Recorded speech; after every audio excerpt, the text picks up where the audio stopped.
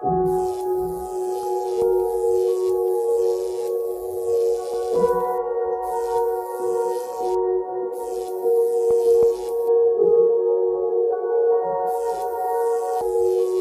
a cabo en estos lugares para que, pues, a través del terror se pueda controlar ciertos territorios del país.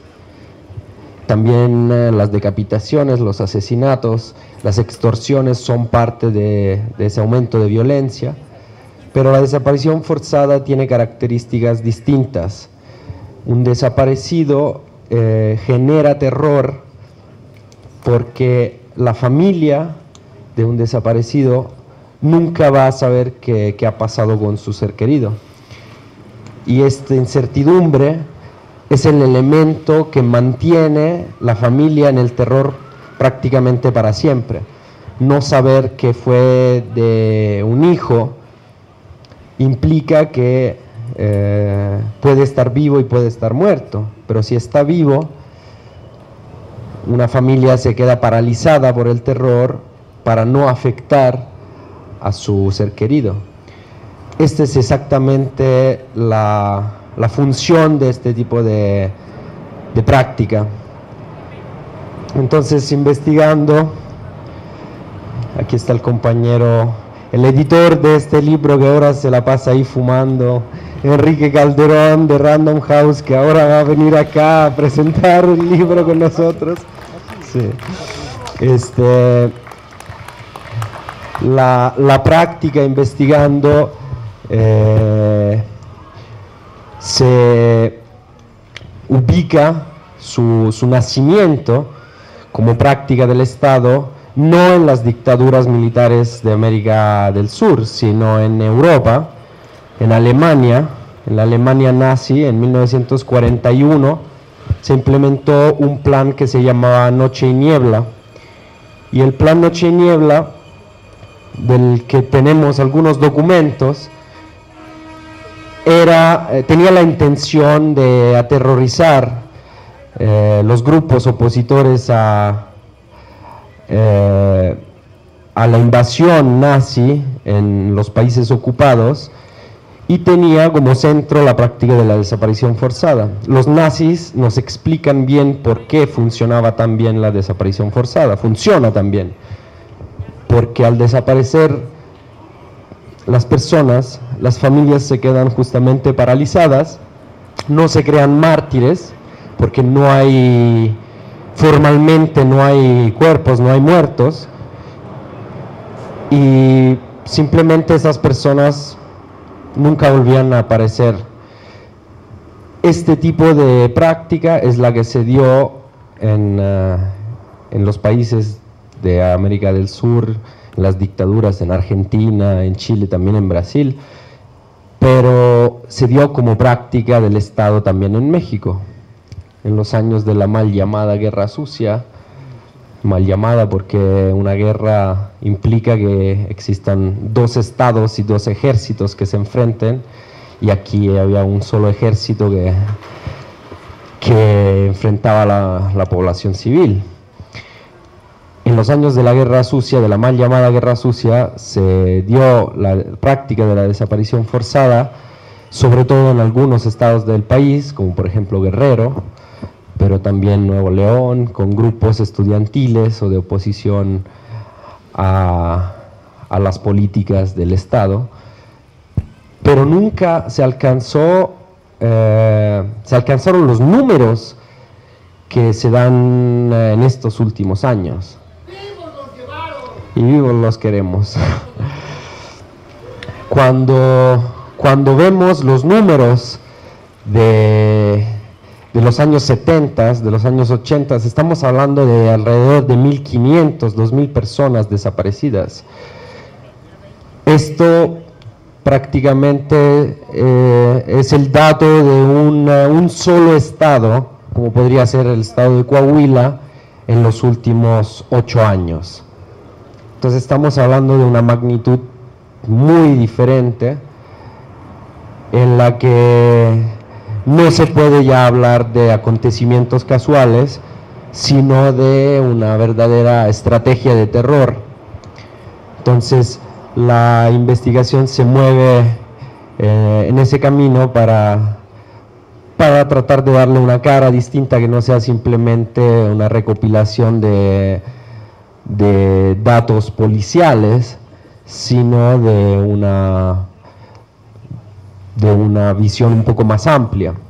Y el tema de la explotación de los recursos naturales me pareció central, porque siempre hay un sentido y el problema es a veces entender cuál, pero pude organizar esta hipótesis viendo quién se beneficia de este tipo de práctica.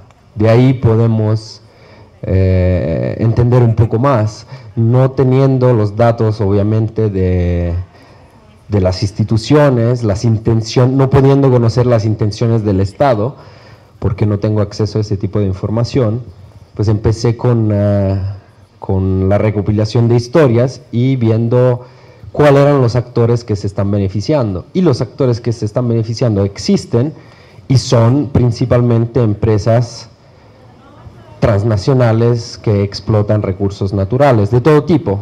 Puede ser el petróleo, puede ser el gas shale, que se está a punto de explotar en muchas zonas del país, puede ser la minería, el agua, o también pueden ser las rutas de tránsito, de tráfico de personas, de armas, de droga. Entonces tiene que ver con el control del territorio y con también el desplazamiento forzado de personas. Cuando tenemos situaciones como en muchos estados del noreste, pero no solo en el noreste del país, de violencia extrema, de desaparición forzada masiva, una de las primeras reacciones es que la gente deje sus hogares, deje sus tierras, para irse a otro lugar menos inseguro. Esta también es una práctica que ya se hizo masiva en México, como por ejemplo en Colombia se ha dado durante muchos años, y es una parte de esta estrategia de despojo de tierras y recursos de este país a beneficio de grupos transnacionales, pero también de elementos del Estado que son parte de este tipo de negocio. Entonces, esto es un poco el trabajo que estuve haciendo durante estos últimos años, con el apoyo de organizaciones, de familiares de víctimas, de centros de derechos humanos, como por ejemplo el Centro Miguel Agustín Pro, entre otros, que me han apoyado en este trabajo, y obviamente la ayuda de los familiares de las víctimas que están haciendo el trabajo del Estado, que el Estado no hace, de investigar caso por caso dónde están sus familiares, sus seres queridos. Entonces, esto más o menos es el trabajo. No sé si... A mí me gustaría que fuera más bien una plática, un intercambio también de ideas, de opiniones, más que simplemente una presentación donde, pues, esto es un poco la trayectoria, pero seguramente hay pues, dudas, opiniones. Les vamos a pedir pues que le pasen, por favor, aquí, como siempre lo hacemos, le pasan aquí a la izquierda, por favorcito, los que vayan a hacer alguna pregunta, los que van a hacer una pregunta, señor de la Rosa, por acá, por favor, y háganme el favor de, pues bueno, vamos a platicar y a preguntarle aquí a Federico, sí, sobre su trabajo y sobre esta situación que se nos vino más intensamente desde el 2006, sí, recuerdan que esto empezaba medio a agarrar color con estas matazón, las desapariciones, empezaba a agarrar color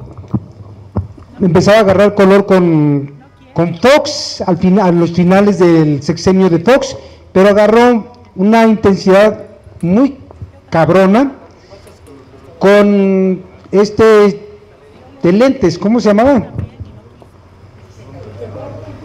Calderón, ¿verdad? Pues es que ni de su nombre quiero acordarme. porque la verdad es que nos metió en una situación muy terrible, y hoy continúa. Bueno, entonces vamos a hacer la conversación, a charlar aquí con nuestros invitados, Federico Mastro Giovanni y el compañero Enrique. Se deslinda de cualquier parentesco, si hay alguno por ahí de aquel llamado Felipe Calderón. Nosotros le decíamos de una manera muy fea, pero pura casualidad, es que no hay nada que ver. Bueno, vamos a charlar con unos compañeros, porque esto es un tema verdaderamente inquietante, que no debemos de dejarlo pasar por alto, para nada. Finalmente algo tiene que ver con lo que está pasando ahorita, de todas las reformas, contrarreformas estructurales que nos han implantado. Por algo sucedió esta guerra, ¿verdad? No por nada. Bueno, eso que mal llamada guerra, pero empezamos, maestro. Buenas tardes, compañeros. Maestro, entiendo que la violencia, por supuesto la violencia en sus peores manifestaciones, pues son un producto de el gobierno, y concretamente el gobierno que tenemos desde hace muchos años, el gobierno oligárquico. Y yo creo que veo que entre más ilegítimo es el gobierno, más recurre a la violencia. Porque agresiones contra el pueblo siempre las ha habido. Y si esta desaparición forzada se inserta en este camino, esa es una pregunta. Y la segunda, más concreta: ¿cuál es la actitud y el proceder de los ministerios públicos? Porque, compañeros, la lucha de Morena, la lucha de un partido político nuevo, va a empezar y se va a manifestar una fuerte violencia contra ellos en cuanto participen en el primer disputa por puestos políticos. Y pues hay que estar preparados. El pueblo siempre ha sido muy generoso en dar su sangre, pero bueno, pues ya basta, ¿no? Que sea uno y uno. Por eso es importante conocer el proceder de las autoridades de abajo, porque bueno, sería otra pregunta: si se ha logrado detener la desaparición forzada, ¿cuáles han sido los caminos para lograr detenerlo un poco? Porque esto también va a ser difícil que se detenga totalmente mientras tengamos un sistema social injusto. Muchas gracias. Muchas gracias. Bueno, esta no es una pregunta, sino de ser posible, no sé si en su libro venga, no lo he leído. El 2 de octubre se va a celebrar, como ustedes saben, la secuela, y por eso les traje un artículo de las secuelas del 68, de Octavio Rodríguez Araujo, y el otro es de Guillermo López Rivas, que ha estado aquí, que se llama América Latina en la geopolítica del imperialismo. Me llamó mucho la atención porque habla, señor Federico, de por qué se dan estas desapariciones. Pues precisamente porque hay muchas partes de México, de los pueblos originales. Veamos lo que pasa en Sonora, lo que pasa con que les quitan el agua, meten, que eso es reciente, acaba de aparecer uno muerto, y ahora se llaman también víctimas colaterales, que ya no sabemos, sí, víctimas colaterales, y en otros países se puede llamar de otra manera, ¿no? Pero ojalá se pudiera extender un poco, si es que se puede, en estos años que usted menciona también. Por cierto, Carlos Montemayor habla de la guerra en el paraíso, que también nace el Partido Revolucionario Obrero Clandestino, la Unión del Pueblo del PROCUP, del ejército, que dice que ahí nació el ejército, el EPR, de Lucio Cabañas, la Liga 23 de septiembre, todo este tipo de cosas que para los jóvenes posiblemente pase desapercibido, o para algunos de nosotros que no necesariamente estuvimos en esos movimientos, pero que colateralmente, yo particularmente viví, si no cerca de Tlatelolco, afortunadamente me dijeron los de la judicial, que comían en mi casa, que no me fuera a meter en esos problemas porque iba a haber madrazos, y ahí no iban a distinguir a nadie. Y curiosamente en la tarde veo pasar el helicóptero y arrojar las luces de bengala. Todo esto, ¿no?, me trae a la memoria una serie. En esa época, no, yo estaba entrando a la preparatoria, no tenía conciencia de las cosas, pero comenzaron las preguntas, ¿no?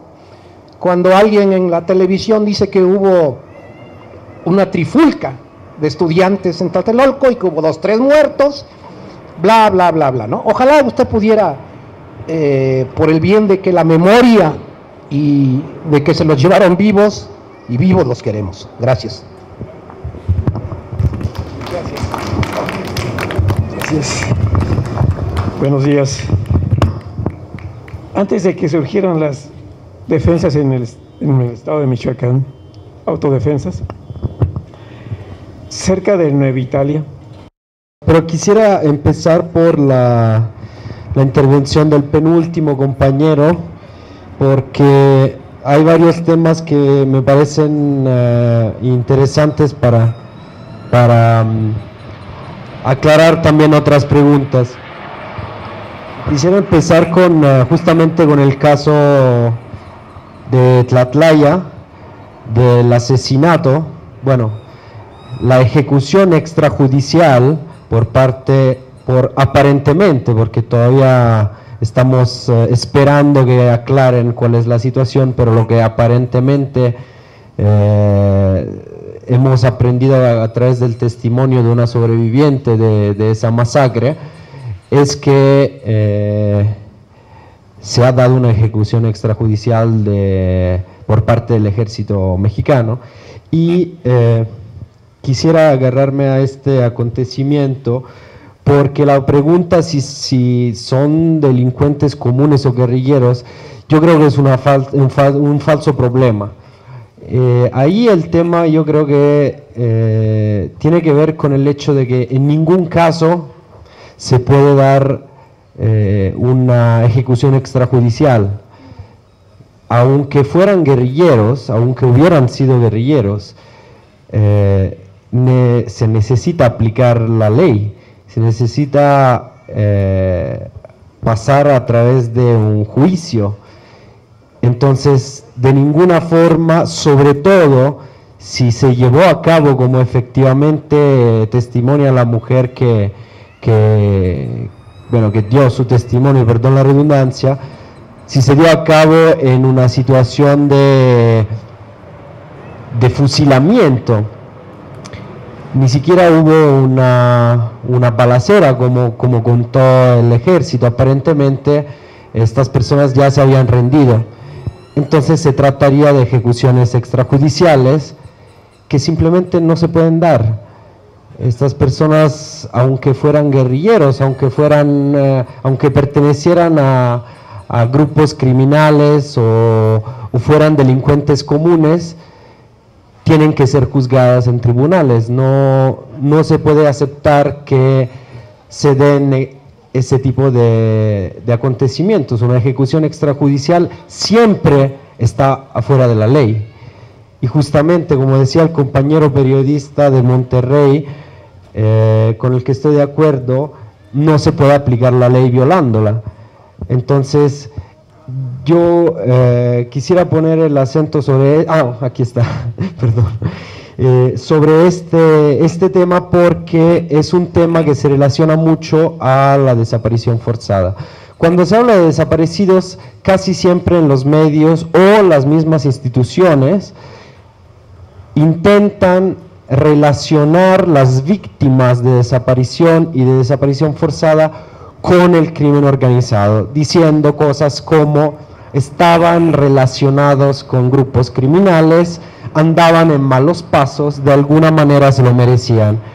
Esto tampoco es aceptable, sobre todo por parte de las instituciones, porque las instituciones, el Estado detiene el monopolio de la justicia y el monopolio de la violencia, y no puede de ninguna manera avalar una ejecución extrajudicial, un asesinato o una desaparición porque la víctima eventualmente estaba relacionada con el crimen. Antes que todo porque se tiene que demostrar esto. Y aunque fuera así, si un criminal es desaparecido, no es esa la forma de castigarlo por sus delitos. La forma de enfrentar los delitos de cada uno de nosotros, en la eventualidad en la que cometamos delitos, es en un tribunal. Y se tiene que demostrar que cualquier persona sea culpable. Entonces, el Estado, menos que todos, no puede de ninguna manera avalar la violencia, el asesinato, la desaparición forzada de alguien con la justificación que la víctima estaba relacionada con el crimen organizado, como se da en muchísimos casos, como en el caso del gobernador del estado de Veracruz, como en el gobernador del estado de Sonora, con la muerte de Nepomuceno Moreno, del que se habla en el libro, que fue asesinado porque estaba buscando a su hijo desaparecido. Y entonces el gobernador del estado insinuó que se trataba de un caso de venganza que tenía que ver que don Nepomuceno tenía que ver de alguna manera con el crimen organizado. Exacto. Exactamente. Y también voy como en el caso de Villas de Salvarcar, que estaba hablando de Villas de Salvarcar, ¿no? En el estado de Chihuahua, donde el mismo presidente de la República hizo afirmaciones públicas en las que condenaba las víctimas de una matanza de ser criminales, pandilleros, como si esto justificara una matanza, como si esto justificara una ejecución extrajudicial, como si esto justificara la falta de la aplicación de la justicia. Es exactamente esto a lo que voy. Cuando se difunde en los medios la idea de que las víctimas son de alguna forma culpables y se merecían lo que tuvieron, ya estamos equivocados, porque puede haber sido el mismo Chapo Guzmán, no merece ser desaparecido, no merece ser asesinado. Lo que tiene que pasar es que se aplique la ley y se juzgue en un tribunal sus delitos y que se aplique la ley. Esa es la única garantía que tenemos, porque si no, entonces pues cualquier venganza o cualquier tipo de acto violento pues estaría justificado.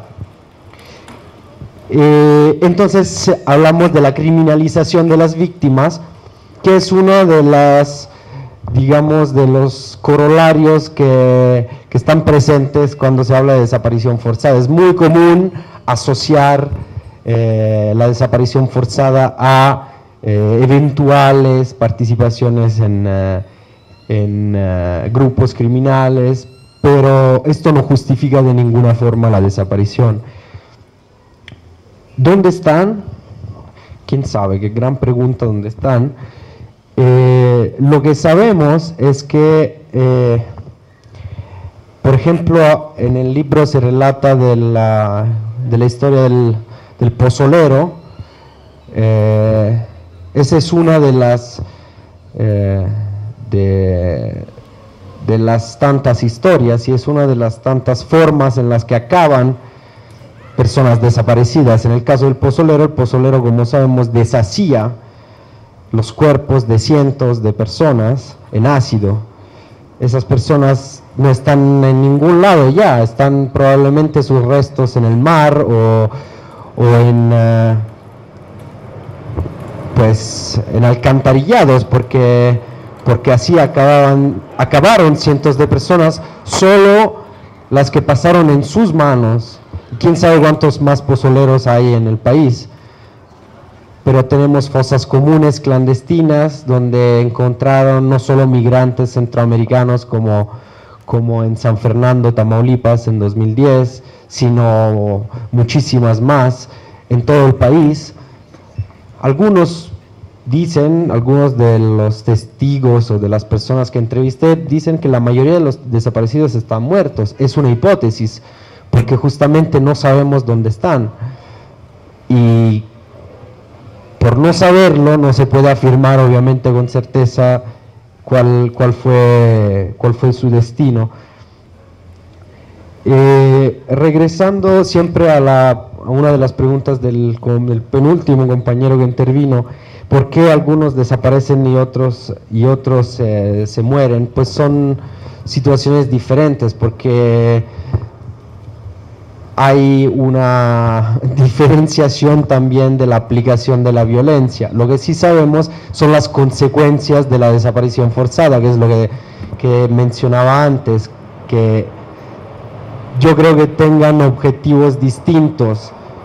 Un asesinato permite que los familiares puedan elaborar su duelo, un desaparecido no. Una familia es afectada para siempre con una desaparición forzada, porque nunca va a saber y nunca va a poder elaborar su duelo, nunca va a poder enterrar a su ser querido, nunca va a poder cerrar este tipo de sufrimiento, y es distinta la forma en la que esto afecta a la sociedad, no solo a la familia. Obviamente también se dan asesinatos, son dos formas distintas de sembrar terror. Son muchas las preguntas, ahorita vamos con orden.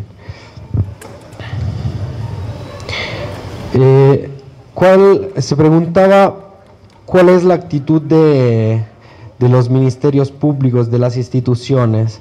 Bueno, parte de la participación del Estado es justamente la falta de una acción efectiva en contra de la desaparición forzada. Y aquí junto dos preguntas. No están mejorando las cosas.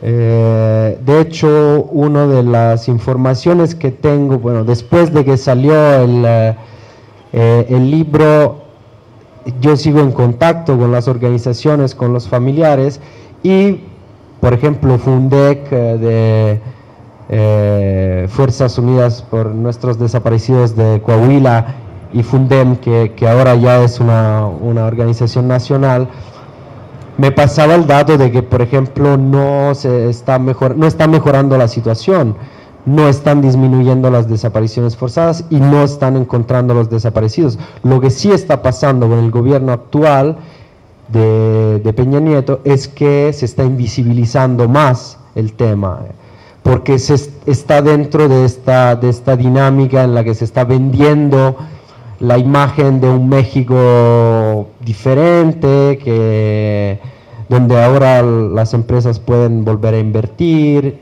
y así como un maquillaje nuevo, pero no están disminuyendo y no se están encontrando los desaparecidos, ni siquiera los de los años 70. Entonces, desde ahí en adelante no parece efectiva. Si existe una política pública para resolver el problema de la desaparición forzada, no está dando resultados. Entonces todos tenemos mucha confianza en las políticas públicas de este gobierno, pero evidentemente no está funcionando algo. Sí es una agresión en contra del pueblo. Cuando se hablaba evidentemente del 2 de octubre y de la matanza de Tlatelolco, pienso que, por ejemplo, una cosa que ha cambiado y es muy reciente es que antes existía la policía y existía el ejército, y ahora existen nuevas fuerzas de policía militarizada, como por ejemplo la gendarmería, o como por ejemplo grupos de policía militarizada, de fuerzas especiales en los diferentes estados, como por ejemplo en Nuevo León, en Coahuila, hay varios grupos, en donde se está juntando lo mejor de la policía y lo mejor del ejército para poder realmente controlar no tanto los grupos criminales que siguen floreciendo, sino más bien la oposición del pueblo organizado, de la sociedad civil. Y aquí contesto otra pregunta, porque cuando se habla de la desaparición del testigo de Kendall, del caso Kendall, por ejemplo, yo me agarro de este tipo de desaparición para recordar que también siguen desapareciendo luchadores sociales, líderes de movimientos sociales, como pasaba en los años 70. La diferencia es simplemente que ahora se diluyen más dentro del mar de desaparecidos que hay, pero sigue existiendo la práctica de desapariciones de personas miradas, luchadores sociales, líderes importantes de movimientos sociales, que son incómodos y que siguen desapareciendo de la misma manera, solo que ahora dentro de los miles de desaparecidos que hay no se nota tanto como se podía notar hace algunas décadas. El caso creo que alguien preguntaba del caso del político priista, yo creo que el de Jalisco, ¿no? El que desaparecieron y mataron hace pocos días. Pues, o sea, cuando hablamos de desapariciones forzadas, no es que siempre todos los casos sean iguales o tengan la misma naturaleza. Se pueden dar también casos de secuestros o de desapariciones de personas por razones personales, por razones políticas, también dentro del mismo partido. Y por ejemplo, el caso de Michoacán me parece bastante evidente. Había una lucha entre corrientes distintas del mismo partido a nivel nacional y a nivel estatal en Michoacán. Eran del mismo partido, el gobernador de Michoacán como el presidente de la República, y tenían posturas y tienen posturas distintas y hasta opuestas. El caso del político de Jalisco, que no conozco en el detalle, simplemente escuché las noticias, es un caso de desaparición, no sé si forzada, porque no sé si intervino de alguna manera algún elemento del Estado, y luego de asesinato también, y se da dentro de este clima y dentro de esta situación. No necesariamente todos los que desaparecen son opositores al sistema. No podría ser una afirmación así. Regresando a Michoacán, sí estuve trabajando todo el año pasado y también a principios de este año en Michoacán y a reportar sobre el tema de las autodefensas. Y sí, es que buena pregunta, ¿por qué cuando se llega a Nueva Italia, a Aquila, empiezan los problemas? ¿Por qué fue tan difícil llegar, por ejemplo, a Aquila? Porque en Aquila y en esa zona hay intereses mineros importantísimos. ¿Por qué el puerto de Lázaro Cárdenas siempre fue un punto neurálgico fundamental? Yo lo conecto seguramente con el control de territorios donde hay intereses muy importantes, y donde no se puede dejar que estén en manos, por ejemplo, de grupos como las autodefensas, porque esto sería una mina vagante, sería imposible de controlar, y entonces cuando se tocan realmente ciertos intereses, se quitan del medio ciertos actores, como por ejemplo el caso de Mireles, y se sigue controlando el territorio con otros actores más confiables, como por ejemplo la Tuta.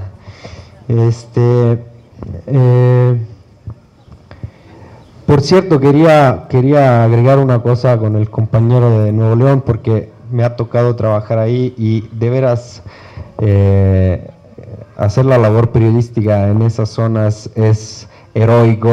Los colegas de Nuevo León o de Coahuila o de otros estados que trabajan en ciertas condiciones son verdaderamente, viven y trabajan en condiciones muy difíciles, donde es mucho más complicado que acá ejercer esta profesión. Entonces, a todo mi respeto a los colegas no solo de Nuevo León, pero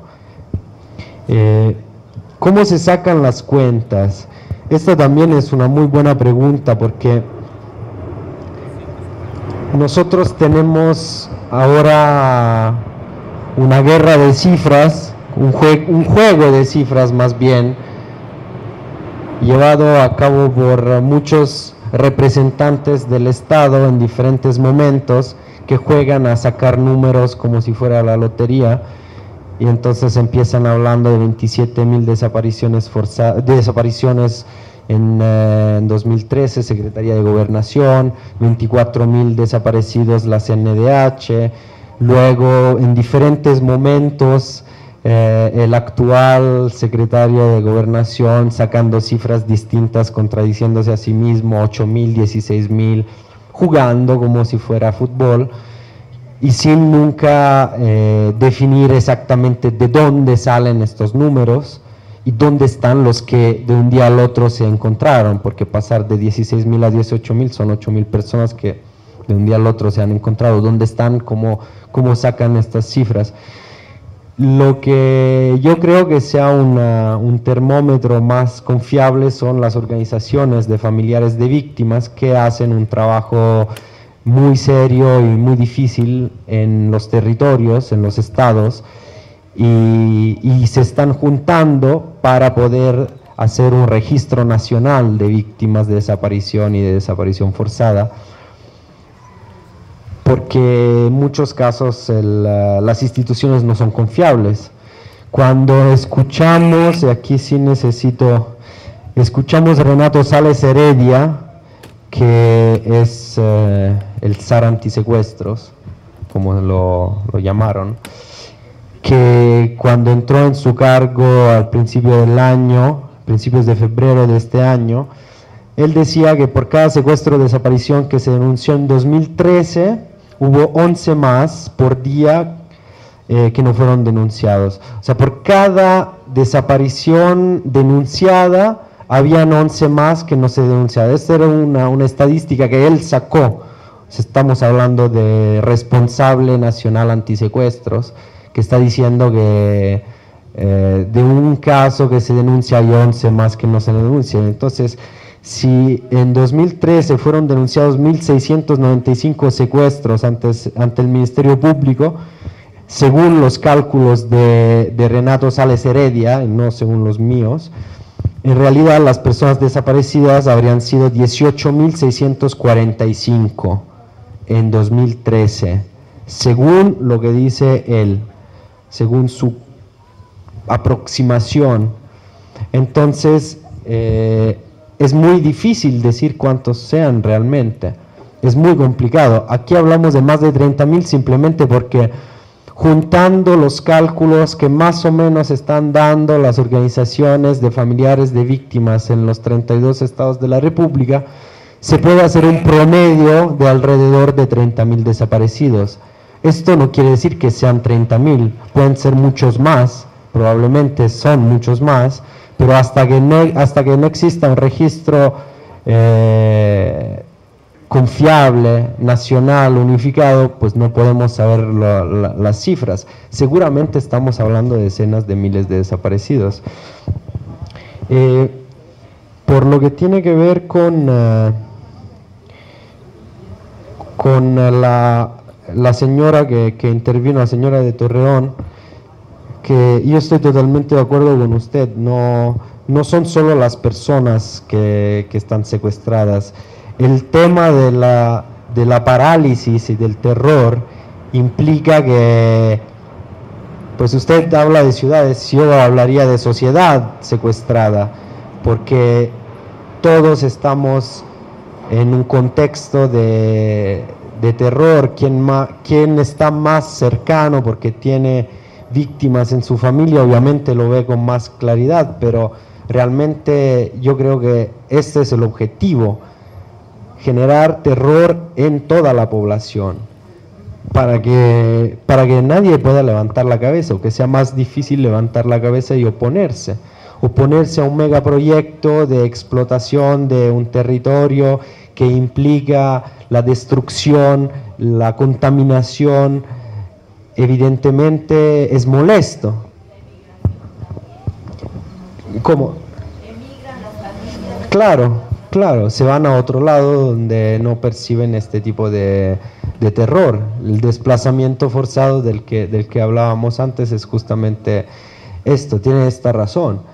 Si yo me puedo organizar y siento que puedo tener la fuerza de organizarme y de oponerme a megaproyectos o a situaciones de explotación de mi territorio, pues mi presencia va a ser una traba a ciertos intereses, por ejemplo, de grupos transnacionales. Pero si yo vivo en el terror y no me atrevo a decir nada, porque si no me van a matar o me van a desaparecer, evidentemente va a ser mucho más fácil controlar ese territorio. Es bastante sencillo el razonamiento. Habían otras cosas. Por la pregunta sobre la situación de la mafia, yo no conozco, realmente no conozco el contexto de los años 30 en los Estados Unidos, pero lo que sí conozco es la dinámica de colusión y de negocios comunes que existe entre grupos mafiosos, para empezar en mi país, con las instituciones. Es algo que se ha dado desde que existe la mafia, la presencia de grupos criminales o de elementos mafiosos dentro de las instituciones, y la colusión que existe no es nada nuevo, es un secreto a voces. Todos sabemos que cuando se da una presencia muy fuerte de un grupo criminal en un cierto territorio, de alguna manera las instituciones, si no lo eliminan y no lo logran aplastar, es simplemente porque pues hacen negocios juntos o hay colusión con elementos de las instituciones con esos grupos criminales, porque el Estado tiene toda la fuerza para aplastar grupos criminales, como diría Edgardo Buscaglia, no militarizando el territorio, porque esta es una farsa, sino golpeando los grupos criminales donde les duele, o sea, en sus negocios, en sus bienes, en sus cuentas bancarias, en sus formas de lavar el dinero. O sea, es económicamente que se vence la mafia y los grupos criminales, y no enviando los militares a la calle. Y esto siempre ha sido así, ¿no? Nunca ha funcionado, no ha funcionado en Colombia, no ha funcionado en Italia, y no ha funcionado en México, y no va a funcionar porque es una farsa, es una mentira.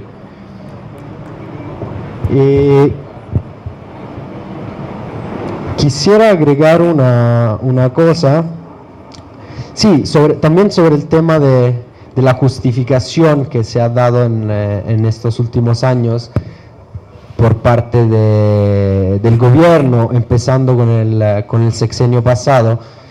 La guerra al narco, de la que se ha hablado desde el primer día del gobierno de Felipe Calderón, es una justificación perfecta. ¿Quién se va a oponer a un presidente que declara que va a hacerle la guerra al narco?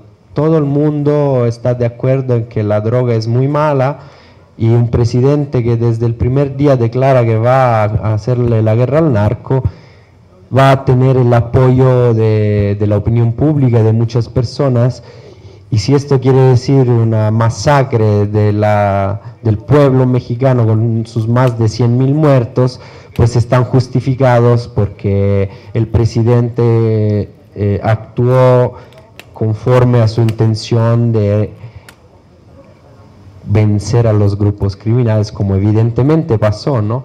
Ya fue una guerra que se ganó. Pero digo, aparte de la ironía, es una justificación perfecta porque permite una militarización y una ocupación de espacios y de territorios que le pertenecen al pueblo mexicano, con la excusa de hacerle la guerra al narco. Luego pasan 6 años, el narco sigue muy fuerte y muy vigoroso, hay 100.000 muertos más, hay 30.000 desaparecidos más, o cuantos sean, y ¿qué fue de la guerra al narco? Ahora pues sigue vigente la pregunta. Y quería agregar una última cosa sobre el título, el tema del título de este libro. Ni vivos ni muertos retoma digamos, tomé, gracias a un compañero que me lo sugirió, el nombre de este trabajo de una definición que dio el dictador militar de Argentina, Videla, en 1979, hablando de los desaparecidos. Los llamaba, bueno, se refería a ellos como personas que no están ni vivas ni muertas. Les leo, es muy breve, una frase que pronunció en una conferencia de prensa en 1979 Jorge Rafael Videla, y decía que frente al desaparecido, en tanto esté como tal, es una incógnita el desaparecido. Si el hombre apareciera, bueno, tendrá un tratamiento X, y si la desaparición se convirtiera en certeza de su fallecimiento, tiene un tratamiento Z. Pero mientras sea desaparecido, no puede tener ningún tratamiento especial. Es una incógnita, es un desaparecido. No tiene entidad, no está ni muerto ni vivo, está desaparecido. Esta es la forma cínica en la que Videla hablaba de los desaparecidos, y yo creo que no está tan lejos de cómo el Estado mexicano hoy trata a los desaparecidos y a sus familiares, con el mismo cinismo, con la misma intención de criminalizar a las víctimas. Y entonces por esa razón me pareció interesante retomar este título, bueno, darle este título y retomar este testimonio de Videla. Quería además decir una cosa, como está aquí Enrique Calderón, que agradecer la editorial Random House, porque, y sobre todo él, porque desde un primer momento creyeron en este proyecto y lo están apoyando y lo han apoyado, y me da mucho gusto, porque llegó un punto en el que yo ya no creía en la posibilidad de publicarlo, y entonces me parece importante, es importante para mí agradecerlos y agradecer a Enrique por el trabajo que hizo.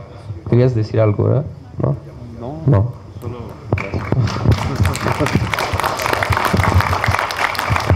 Perfecto, muy bien. Gracias por tu exposición, y compañeros, bienvenidos. Esta es la casa de ustedes, la vía pública, el parque. hace 15 días, bueno, estamos a 20, ¿qué? ¿28? Bueno, pues desde el 16, desde el 15 que no las canto, entonces espero que me acuerde. Es que las hice en esa semana, entre el 7 y el 15, les puse la música. Los textos no son míos, les puse la música que me encontré ahí hurgando en libros que tengo. Dije, pues esto está bien. Seguramente alguna vez se cantó. ¿Quién la cantó? ¿Quién sabe? ¿Qué música tiene? Sabrá Dios. Exacto.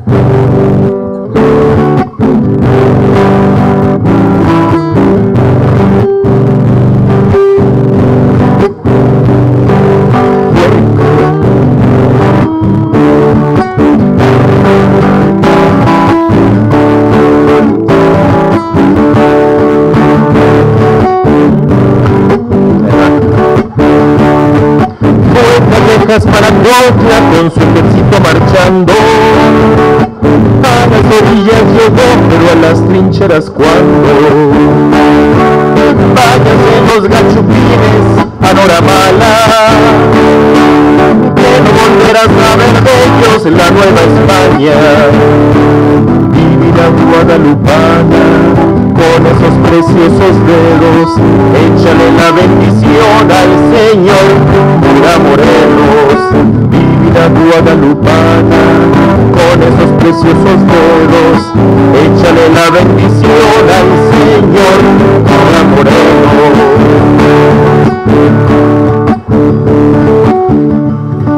Rema y vida de mi vida, yo te enseñaré a remar, que las glorias de Morelos es preciso celebrar. Dicen que soy insurgente, de eso no me da cuidado, más vale ser insurgente que no ser acalentado. Divina guadalupana, con esos preciosos dedos, échale la bendición al Señor Cura Morelos. Divina guadalupana, con esos preciosos dedos, échale la bendición al Señor Cura Morelos. Soldados valientes del Señor Morelos, aboquen cañones y hagan prisioneros. Soldados valientes del Señor Negrete, toquea de buey y entrena machete. Divina guadalupana, con esos preciosos dedos, échale la bendición al Señor Cura Morelos. Divina guadalupana, con esos preciosos dedos, échale la bendición al Señor Cura Morelos. Gracias, muchas gracias. Esta igual me la encontré, son varias cuartetas, son cantares de las tropas republicanas de 1863.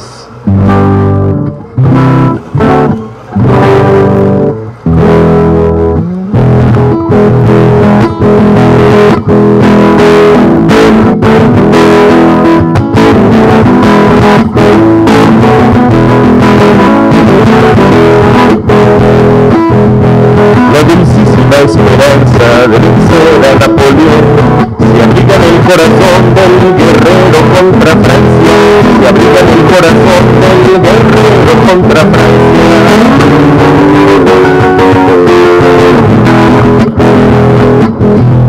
Vivan bellas mexicanas que uniendo los guerreros, empuñaron los aceros defendiendo a la nación, empuñaron los aceros defendiendo la nación.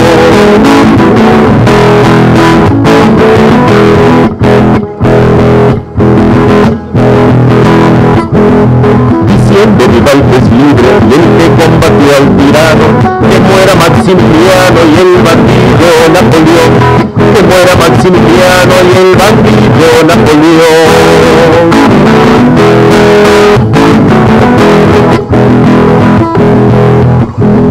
Y las lindas mexicanas, con sus gracias y bellezas, nos arrojan sin cesar las flores de sus cabezas, nos arrojan sin cesar las flores de sus cabezas.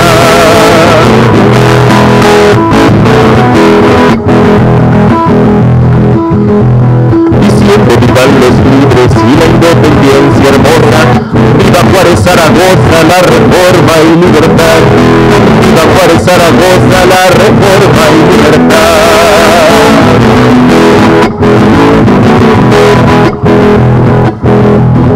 Muera la traición maldita, la que nunca imperará, oficiales de Pueblita, que viva la libertad, oficiales de Pueblita, que viva la libertad, que viva la libertad, que viva la libertad.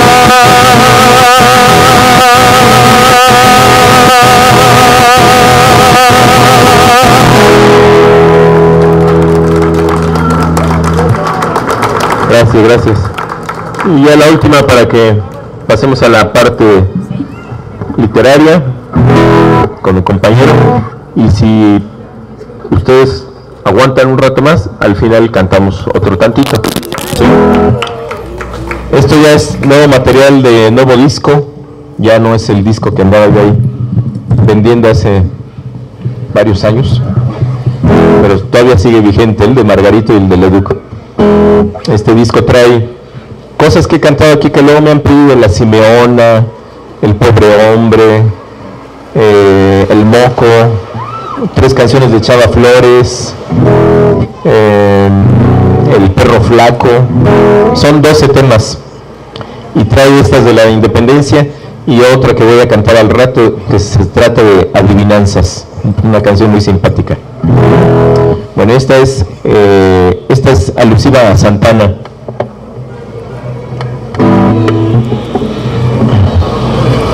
Esta igual me encontré los versos y también les puse la música.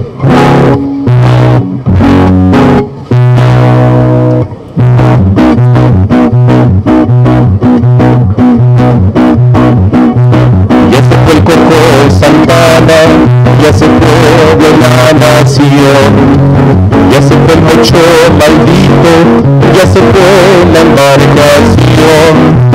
Y lloran los reaccionarios y se jalan el tupé y se dan golpes de pecho porque Santana se fue. Y a la mal le dice al Sawyer: ya está libre la parejo, lástima que esté tan pollo y que yo ya esté tan viejo. Lástima que estés tan pollo y que yo ya esté tan viejo. Y era muy triste plantarte y solo haga el traicionero. Y mira Moni Mejía y Márquez el chaquetero. Lloran y gritan las zonas y truenan como matraca, porque les aprieta el cincho que les puso de Oaxaca. Nada les cuadra que un indio los enseñe a gobernar con amor a sus hermanos, a los que quiere salvar de clérigos y hacendados que les saben explotar. Por eso lloran contritos, casi perdida la fe, y gritan desesperados: se fue nuestro padrecito. Ya Santana se fue, ya Santana se fue. Todo el pueblo que ha sufrido del tirano la opresión contesta muy complacido: ya se fue, ya se fue, ya se fue, ya se fue, ya se fue el Coco maldito. Ya se fue, ya se fue, ya se fue, ya se fue, ya se fue la embarcación.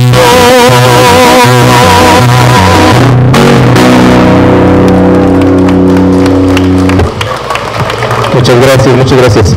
Una señora que me había pedido un disco, le dije que ya no había, pero me encontré uno. No sé si todavía ande por aquí. Pues aquí está el disco, si quiere venir por él. Esta que sigue es una canción que escribí pensando en los niños y en las niñas, pero me di cuenta que a los adultos también les gusta mucho. Son adivinanzas, así que cada quien me va a decir la respuesta de una de las adivinanzas.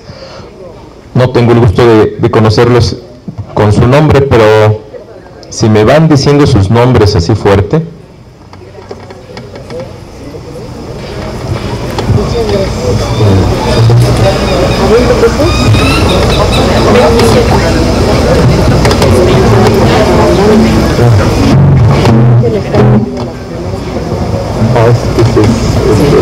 Es otra idea. Bueno, entonces el que se la sepa la respuesta me la dice, para no hacer tan largo el asunto, ¿sí? ¿Te presta 30 pesos?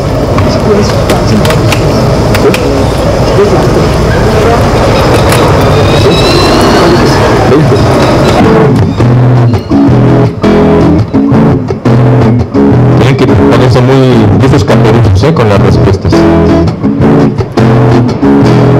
adivina ella, adivina él, adivina, adivinador. Adivina Claudia, adivina Valente, adivina, adivinador. Soy de barro, llevo encima mi vestido de papel. Si con un palo me rompen, llueven frutas a granel. ¿Qué será? La piñata, muy bien. Adivina ella, adivina él, adivina, adivinador. Adivina Rita, adivina Andrés, adivina, adivinador. Tiene dientes y no come, tiene barba si no es hombre. Tiene dientes y no come, tiene barba si no es hombre. ¿Qué será? Bien, el elote, ¿eh? A ver si la que sigue, se van a poner más complicadas. Tengo el san sin ser santa, pero también tengo el día. Verde soy también blanca y mi roja sangre es fría. ¿Qué será? Oh, están bien filosos. La sandía, muy bien. Adivina ella, adivina él, adivina, adivinador. Adivina Toño, adivina Rosy, adivina, adivinador.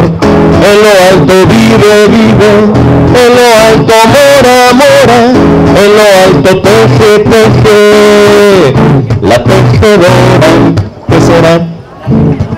La araña, bien. A ver esta, el que adivine esta le doy un disco que tiene esta canción, ¿eh? Adivina ella, adivina él, adivina, adivinador. Adivina Amalia, adivina Benito, adivina, adivinador. Antes de bailar me pongo la capa, porque sin capa no puedo bailar. Pero para bailar me quito la capa, porque con capa no puedo bailar. ¿Qué será? Tramposo. Sí, se sabe todas, ¿eh?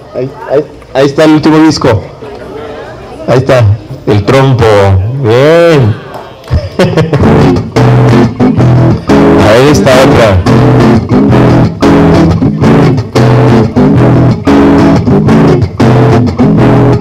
Es santa sin ser mujer, es rey sin centro real, es hombre más no cabal y sultán al parecer. ¿Qué será? A ver, Luis, a ver. Es santa sin ser mujer, es rey sin cetro real, es hombre más no cabal y sultán al parecer. ¿Qué será? Santana. Otro cura muy valiente también luchó por el sur. Solo 1000 hombres quedaban, era el gran rayo del sur. Morelos, Morelos. Y esta me la tuve que hacer, no es albur, ¿eh?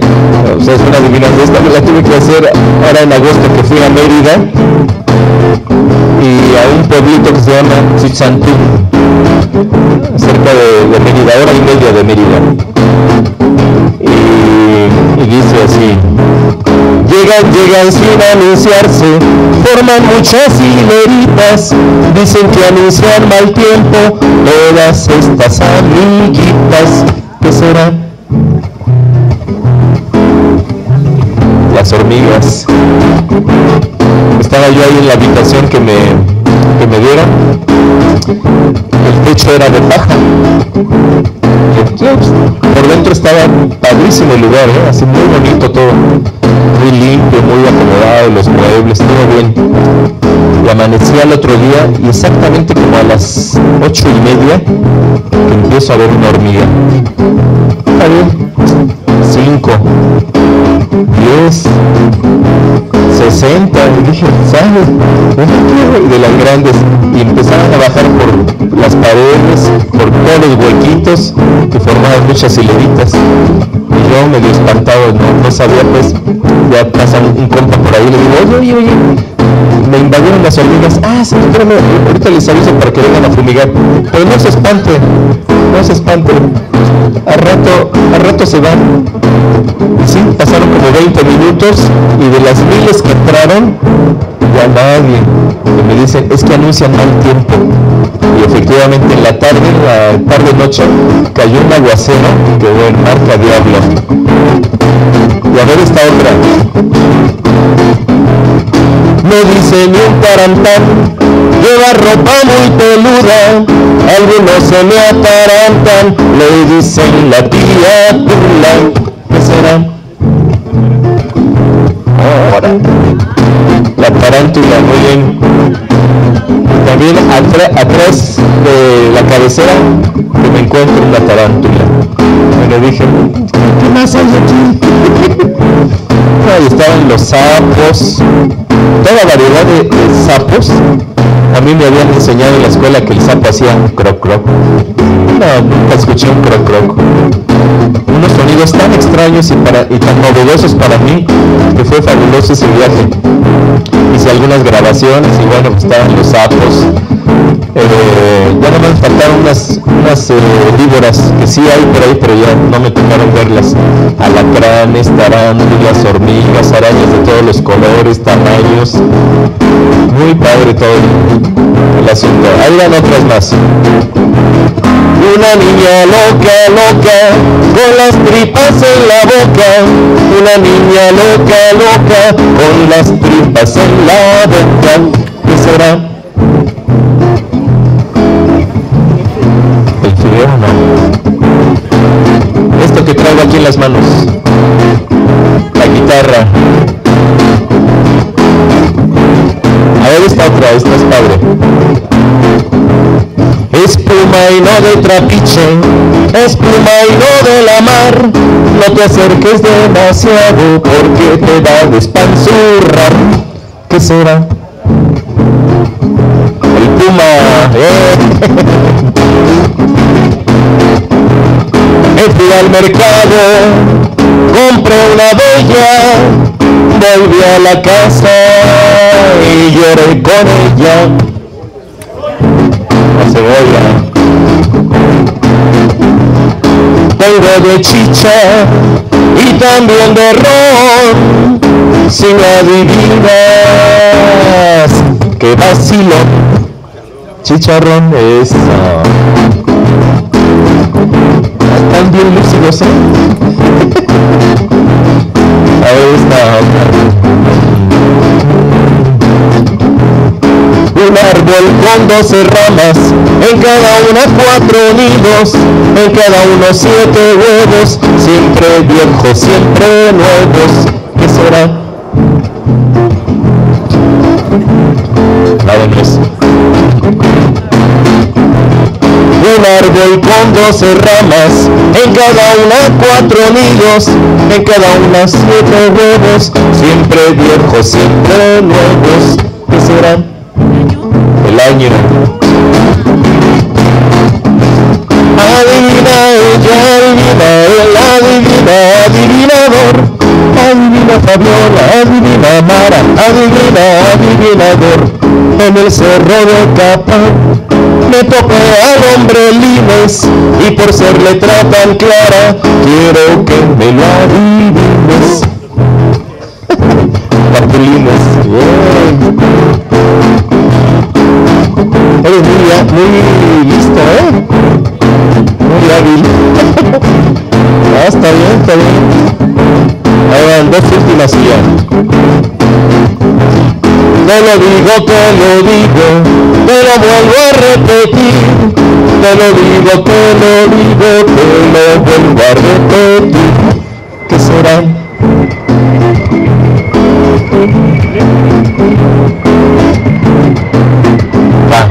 Te lo digo, te lo vuelvo a repetir. Te lo digo, te lo vuelvo a repetir. ¿Qué será? Es una bebida. El té.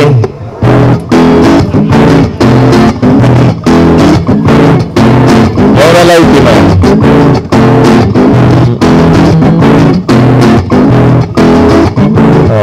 Una buena para despedirnos. Compré negritos llegué a mi casa y se pusieron coloraditos. ¿Qué será? El carbón. Adivina ella, adivina él, adivina, adivinador, adivina, adivina, adivina, adivinador.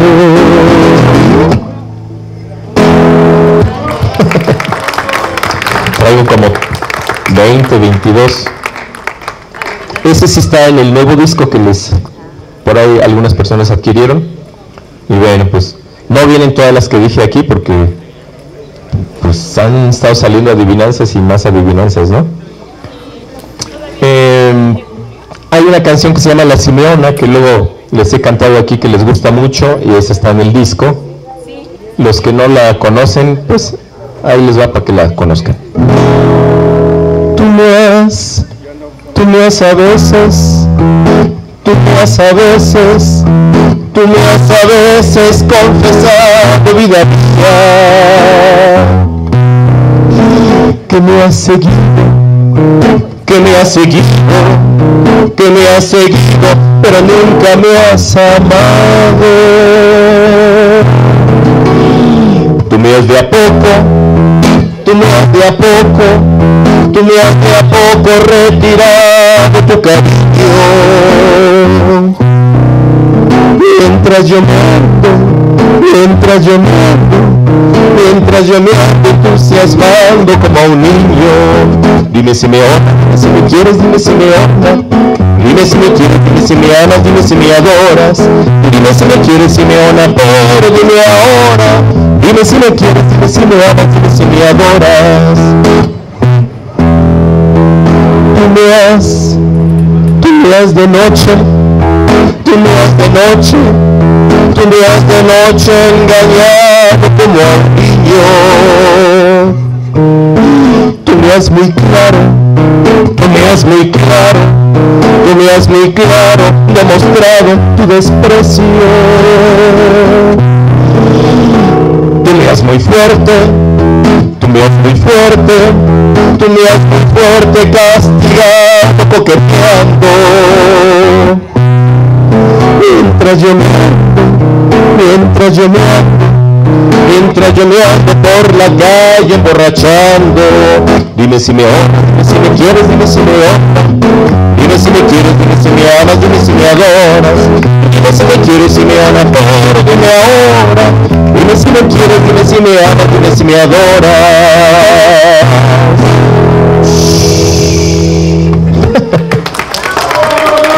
Bueno, ahora sí ya para despedirme,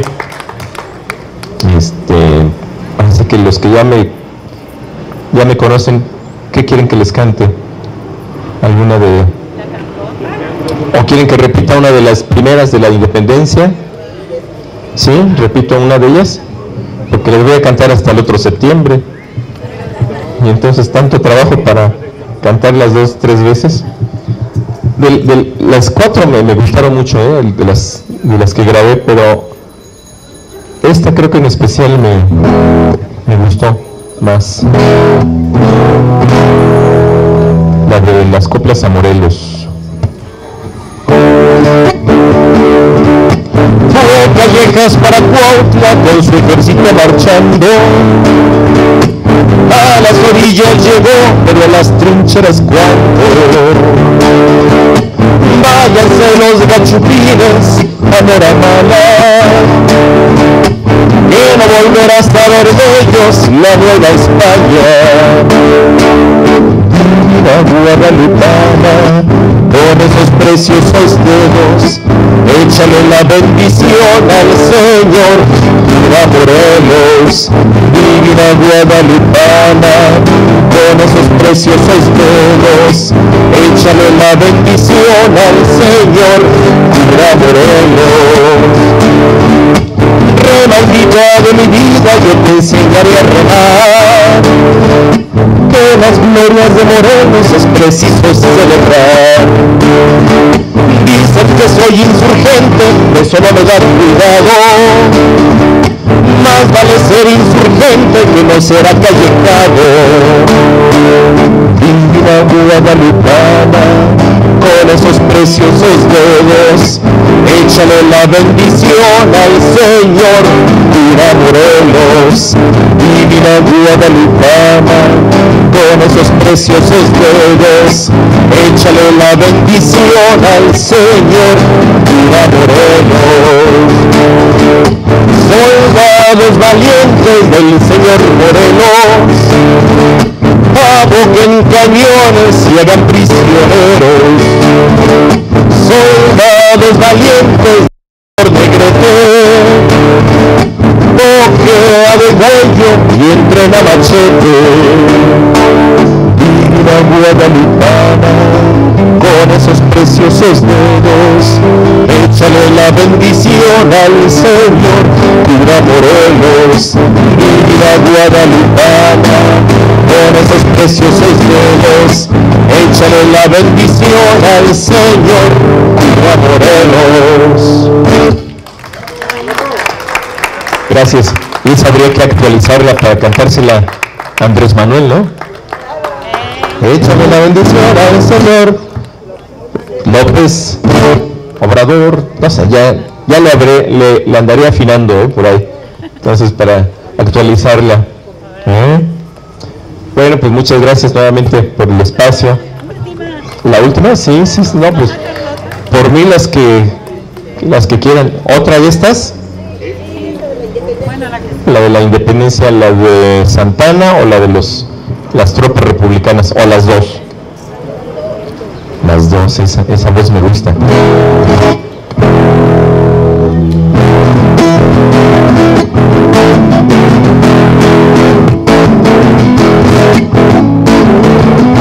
Cantares de las tropas republicanas de 1863.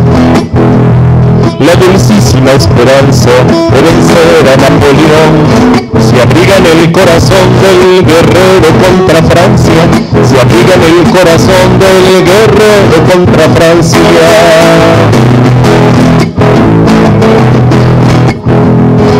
Vivan bellas mexicanas que en unión de los guerreros empuñaron los aceros defendiendo a la nación, empuñaron los aceros defendiendo a la nación.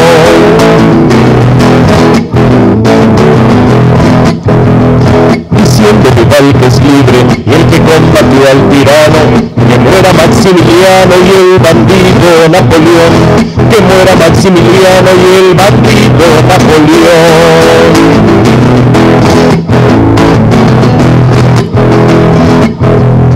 Las lindas mexicanas, con sus gracias y bellezas, nos arrojan sin cesar las flores de sus cabezas, nos arrojan sin cesar las flores de sus cabezas.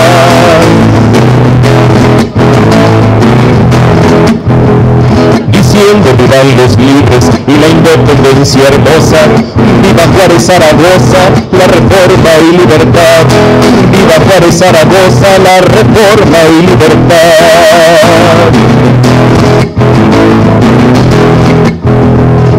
Muera la traición maldita, la que nunca imperará. Oficiales de Pueblita, que viva la libertad. Oficiales de Pueblita, que viva la libertad. Que viva la libertad. Que viva la libertad.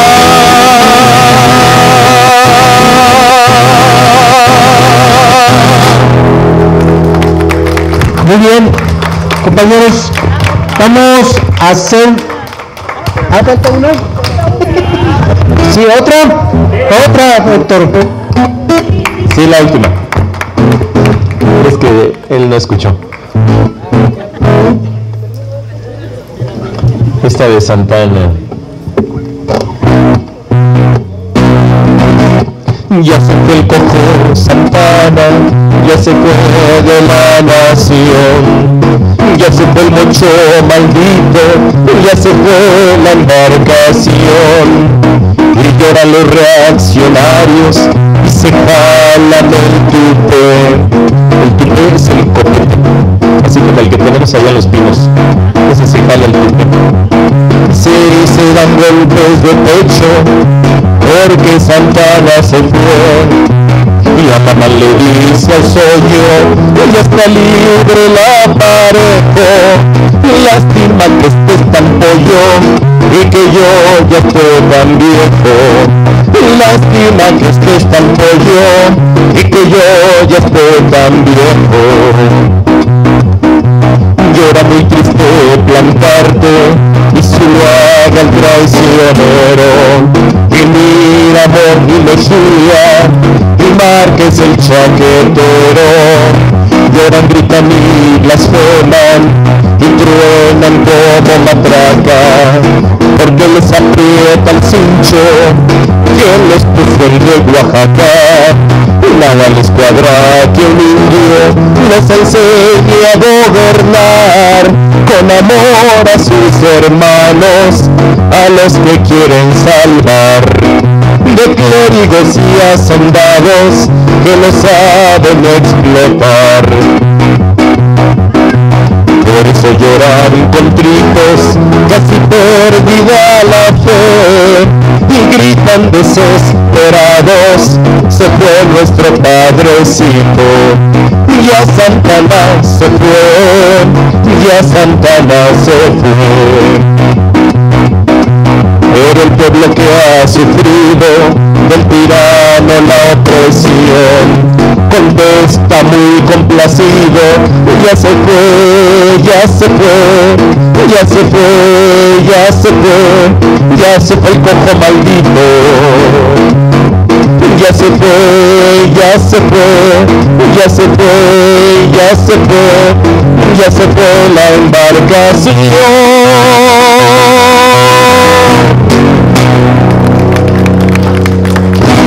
Que se vaya, que se vaya, que se vaya el de los pinos, que se vaya con toda su parentela, que se vaya el desgraciado, que se vaya a vender su madre, que se vaya de aquí. Muy bien, perfecto, Héctor. Gracias, gracias. Lo vamos a tener para el 18, para el aniversario. 18, me traigo más discos. No, le vamos a pedir